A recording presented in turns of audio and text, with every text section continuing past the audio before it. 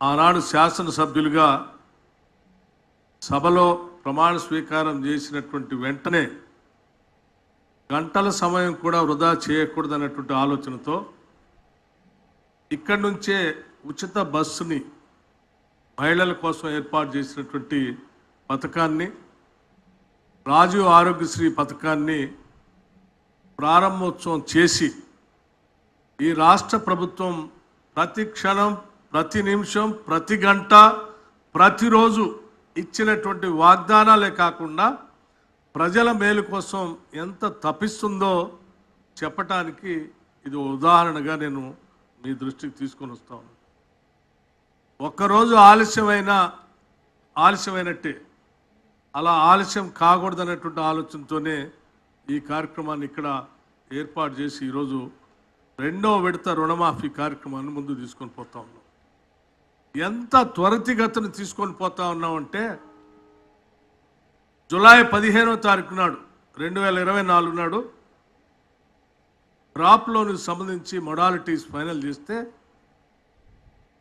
15వ తారీఖు నాడు మొడాలిటీస్ ఫైనల్ చేస్తే 18వ తారీఖు నాడు కేవలం 3 రోజుల వ్యవధిలోనే 11.50 లక్షల మందికి క్రాప్ లోన్ వేవ్ చేయటం కోసం 6,098.93 కోట్లని 10.84 లక్షల మందికి ఒకటేసారి ₹1,00,000 రుణమాఫీ పొందేటువంటి వాళ్ళందరికీ చేసి చూపించాం కేవలం 3 రోజులు. అట్లాగే రెండవ దఫా రుణమాఫీని కేవలం ఇదే జూలై మాసంలో 18వ తారీఖు నాడు మొదటి దఫా రిలీజ్ చేస్తే ఈరోజు రెండో విడత 6,190 కోట్లతో దాదాపు 6,40,823 లక్షల అకౌంట్స్ సంబంధించి ఈరోజు 5,45,407 మంది కుటుంబాలకి ఈరోజు లోన్ వేవర్ చేస్తూ ముందుకు పోతా ఉన్నాం. అకౌంట్స్ వచ్చి 6.4 లక్షలు, కుటుంబాలు వచ్చి 5.95 లక్షలు, అమౌంట్ వచ్చి 6,190 కోట్లు. అంటే ఇప్పటికే 17.91 అకౌంట్లు, అట్లాగే 16.29 లక్షల కుటుంబాలు 12,208 కోట్ల రూపాయలని రుణమాఫీ కింద 31,000 రుణమాఫీ కోట్లలో 12,289 కోట్ల రూపాయలని ఈరోజు గౌరవ ముఖ్యమంత్రి గారు ఈ చెక్ ఇక్కడ నుంచి రైతుకి ఎలా ఇస్తూ ఉంటారో వారు ఆ చెక్కుతో పాటు వారు ఇక్కడ చెక్ ఇస్తూ ఉంటారు.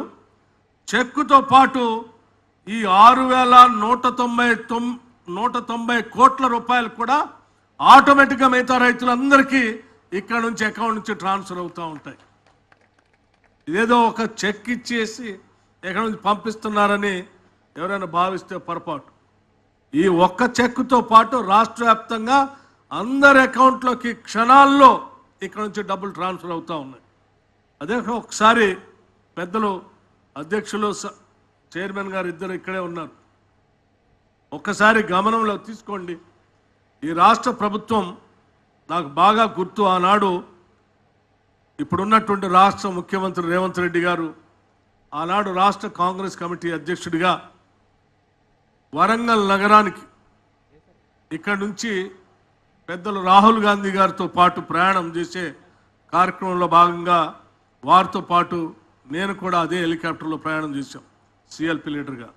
వరంగల్ రైతు డిక్లరేషన్ ప్రకటించేటప్పుడు 2 లక్షల రూపాయల రుణమాఫీ అంటే ఇది సాధ్యమా, ఇది చేయగలరా, ఇది సాధ్యం కాదు.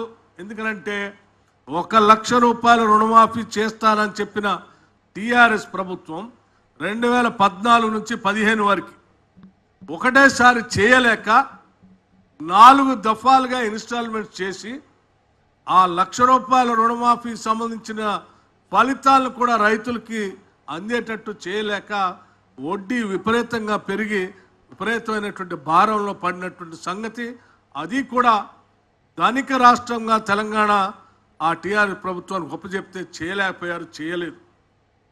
అట్లాగే రెండోసారి ₹1,00,000 రుణమాఫీ చేస్తా అని చెప్పి చివరి 4 సంవత్సరాలు కూడా చేయకుండా ఎన్నికలకి ముందు అరకొరగా కొద్దిగా చేసి వదిలేశారు. ఈ 2 ఉదాహరణలు దృష్టిలో పెట్టుకొని ₹1,00,000 ధనిక రాష్ట్రంగా ఈ రాష్ట్రానికి ఒప్పచెప్తేనే టీఆర్ఎస్ ప్రభుత్వం చేయలేక చేతులు ఎత్తేసింది. మరి మీరేదో ₹2,00,000 అంటున్నారు, ఇది సాధ్యమా అంటే ఆనాడు రాహుల్ గాంధీ గారు, పిసిసి ప్రెసిడెంట్ గారు సాధ్యమే, ఇది చేయాల్సిందే, రాష్ట్ర ప్రజలకి రైతాంగ సోదరులకి కాంగ్రెస్ పార్టీని అధికారంలో తీసుకొచ్చి రైతాంగ సోదరుల కోసం కాంగ్రెస్ ప్రభుత్వం ద్వారా ఇందిరమ్మ రాజ్యంలో ప్రజాప్రభుత్వంలో తప్పనిసరిగా చేస్తాం, మనకు సంకల్పం ఉంది, ఆ సంకల్ప బలంతో ముందుకు పోదామని చెప్పి చాలా గట్టిగా ఆనాడు వరంగల్ సభలో ప్రకటించినటువంటి రోజు నాకు ఇప్పటికీ గుర్తు అధ్యక్ష. అటువంటి సంకల్పాన్ని ఈరోజు నిజం చేస్తూ కేవలం ఆగస్టు లోపులో ఆనాడు పార్లమెంట్ ఎన్నికల కంటే ముందు చాలామంది 2,00,000 రుణమాఫీ చేస్తారులే అంటే ఏదో సంవత్సరం చివరికో లేకపోతే వచ్చే సంవత్సరమో 4 సంవత్సరాలు 5 సంవత్సరాల సమయం ఉంది కదా, సరే అప్పటికల్లా చేస్తారేమో కాంగ్రెస్ వాళ్ళు అనేటువంటి ఊహల్ని పటాపంచలు చేస్తూ ఎన్నికల కంటే ముందు, పార్లమెంట్ ఎన్నికల కంటే ముందు ఒక సభలో ఈ రాష్ట్ర ముఖ్యమంత్రిగా ఆగస్టు నెలకల్లా 2,00,000 రుణమాఫీ చేస్తామని చెప్పి సవాల్ విసిరొచ్చి ఈ చేసే కార్యక్రమానికి నాంది పలికినప్పుడు కూడా ఆశ్చర్యపోయారు. ఆ ఆశ్చర్యాన్ని ఈరోజు నిజం చేస్తూ ఆ 2,00,000 రుణమాఫీని ఆగస్టు నెలకల్లా పూర్తి చేసి ఇచ్చినటువంటి ఛాలెంజ్ని, వాగ్దానాన్ని ఇందిరమ్మ రాజ్యం కాంగ్రెస్ ప్రభుత్వం ఈ రాష్ట్ర ముఖ్యమంత్రి రేవంత్ రెడ్డి గారి నాయకత్వంలో యావత్ మంత్రి మండలి మొత్తం కూడా ఈ కళని, ఛాలెంజ్ని నిజం చేస్తుంది, చేయబోతుంది అని చెప్పే కార్యక్రమంలో భాగంగానే ఈరోజు ఈ 2వ విడత చేస్తా ఉన్నాం. Please subscribe to KTV Telugu. KTV Telugu. KTV Telugu channel.